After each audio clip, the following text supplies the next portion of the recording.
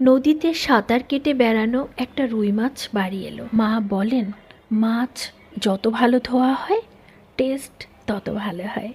তো ভীষণ ভালো করে মাছটাকে ধুয়ে নিয়েছি। এবার লবণ, হলুদ, মরিচ দিয়ে মাখিয়ে ভাজার জন্য দিয়ে দিচ্ছি।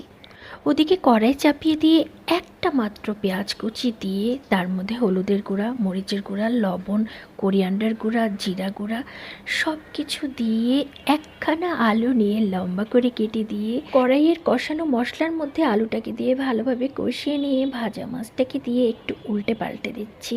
বন্ধুরা, শুরুতেই কিন্তু যখন কড়াইয়ে তেল দিয়েছিলাম 1 চিমটি পরিমাণে কালিজিরা আর 1 চিমটি পরিমাণে পাঁচফোড়নের গুঁড়াও দিয়েছিলাম। এবার তুলে নেওয়ার আগে কোরিয়ান্ডার পাতা দিয়ে আর কাঁচা লঙ্কা দিয়ে তুলে নিলাম। মায়ের মেয়ে জামাই এলো বাড়িতে অনেক দিন পরে, তার জন্যই এই থালাটা সাজিয়েছি। ভিডিওটা ভালো লাগলে অবশ্যই সাবস্ক্রাইব করবেন।